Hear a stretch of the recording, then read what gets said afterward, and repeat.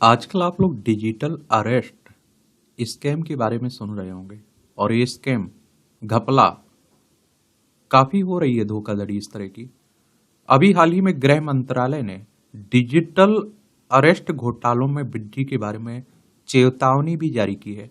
और जहां साइबर अपराधी बिना सोचे समझे पीड़ितों से पैसे निकालने के लिए सरकारी अधिकारियों का रूप धारण कर ले रहे हैं। कोई आपको दरोगा, कोई एसपी, कोई डीएसपी, कोई कलेक्टर, कोई आप देखिए ईडी, सीबीआई, इनकम टैक्स का ऑफिसर बनकर, अधिकारी बनकर, कर्मचारी बनकर कॉल करता है और लूट लेता है, पैसे हड़प लेता है, पैसे ले लेता है। भारतीय साइबर अपराध समन्वय केंद्र माइक्रोसॉफ्ट के सहयोग से इस संगठित ऑनलाइन आर्थिक अपराध का सक्रिय रूप से मुकाबला भी कर रहा है। तो इसी के बारे में हम लोग विस्तार से बात करते हैं कि आखिर ये डिजिटल अरेस्ट स्कैम होता क्या है और इन घोटालों से निपटने के लिए क्या कदम उठाए जा रहे हैं। और आप लोगों को भी थोड़ा जागरूक रहना चाहिए, लालच में नहीं फंसना चाहिए। और भारतीय साइबर अपराध समन्वय केंद्र क्या है, इस पर भी हम लोग बात कर लेंगे। और जहां लालच देख के आता है वहां लुटने के चांस हो जाते हैं एकाएक, या डर। तो डिजिटल अरेस्ट होता क्या है? तो साइबर अपराधी, प्रतिरूपण, घोटालेबाज खुद को पुलिस, केंद्रीय अन्वेषण ब्यूरो, नारकोटिक्स विभाग, भारतीय रिजर्व बैंक या प्रवर्तन निदेशालय सहित विभिन्न सरकारी एजेंसियों के कर्मियों के रूप में पेश करते हैं। और धमकाने की रणनीति, तो पीड़ितों को अवैध गतिविधियों में शामिल होने का आरोप लगाते हुए कॉल प्राप्त होते हैं, जैसे कि ड्रग्स या नकली पासपोर्ट जैसी प्रतिबंधित वस्तुओं को भेजना या प्राप्त करना। जालसाज उस मामले को बंद करने के लिए भी पैसे की मांग कर सकते हैं जिसमें किसी प्रियजन को कथित तौर पर आपराधिक गतिविधि या दुर्घटना में फंसाया गया हो।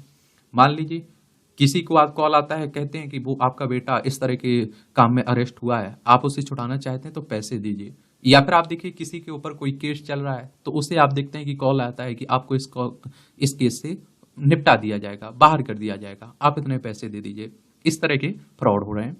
डिजिटल कारावास, तो कुछ पीड़ितों को डिजिटल गिरफ्तारी के अधीन किया जाता है, जहां उन्हें स्कैमर्स के साथ वीडियो कॉल पर तब तक रहने के लिए मजबूर किया जाता है जब तक कि उनकी मांगें पूरी नहीं हो जाती हैं। पैसों की मांग, तो झूठे कानूनी मामलों को बेनकाब नहीं करने के लिए सहमत होने के अपराध बदले अपराधी पैसे वसूल रहे हैं।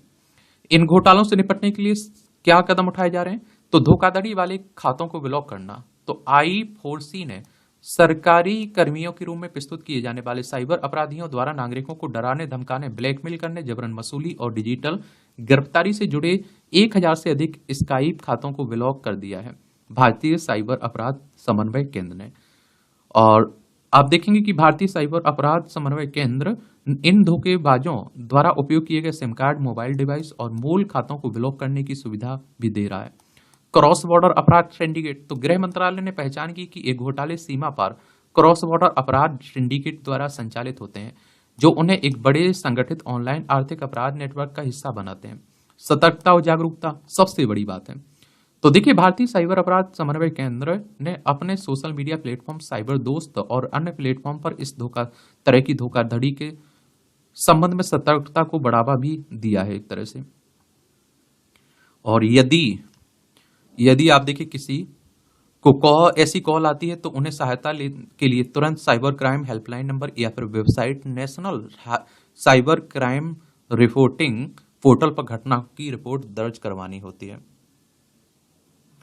और देखिए, एक बात याद रखिए, साइबर सुरक्षा साइबर हमलों को रोकने, उनके प्रभाव को कम करने के लिए भी तकनीक और उपाय अभ्यास को संदर्भित करता है। थोड़ा आप लोगों को क्या करना चाहिए, जागरूक रहना चाहिए। एक देखिए, साइबर सुरक्षा में तक तो केवल मजबूत पासवर्ड ही पर्याप्त सुरक्षा है। ये प्रमुख साइबर सुरक्षा जोखिम सर्वविदित है।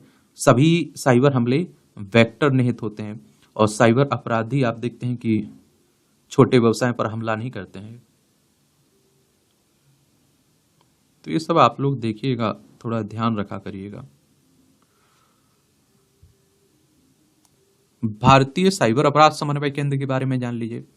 तो आप देखेंगे कि इसकी स्थापना गृह मंत्रालय द्वारा नई दिल्ली में साइबर अपराध से समन्वित और व्यापक तरीके से निपटने के लिए कानून प्रवर्तन एजेंसियों के लिए एक रूपरेखा और परिस्थिति तंत्र प्रदान करने के लिए की गई थी।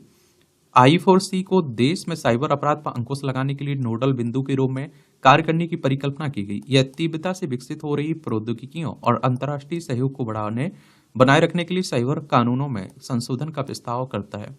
गृह मंत्रालय में संबंधित प्राधिकारी के परामर्श से साइबर अपराधों के लिए अन्य देशों के साथ पारस्परिक कानूनी सहायता संधियों के क्रियान्वयन का समन्वय करता है। MLAT दो या दो से अधिक देशों के बीच एक द्विपक्षीय समझौता है जो आपराधिक अथवा सार्वजनिक कानूनों को लागू करने के लिए सूचना और साक्ष्य के आदान प्रदान की अनुमति भी देता है। क्या देता है? अनुमति भी देता है। और सबसे बड़ा मैं तो कहता हूं कि देखिए, जागरूक रहिए, और अगर कुछ इस तरह का फ्रॉड हो रहा है तो एक बार क्लियर कर लिया करिएगा, शिकायत कर लिया करिएगा, और डरा मत करिएगा। जहां डरते हैं और लालच आता है वहां लुटना पक्का हो जाता है, ये बात समझ लीजिएगा। ठीक है। और इस तरह के टॉपिक से आपके एग्जाम में भी क्वेश्चंस पूछे जाते हैं, चाहे आप लोग सिविल सर्विस की तैयारी कर रहे हो, स्टेट PCS की तैयारी कर रहे हो, या फिर आप लोग वनडे एग्जाम की तैयारी कर रहे हो।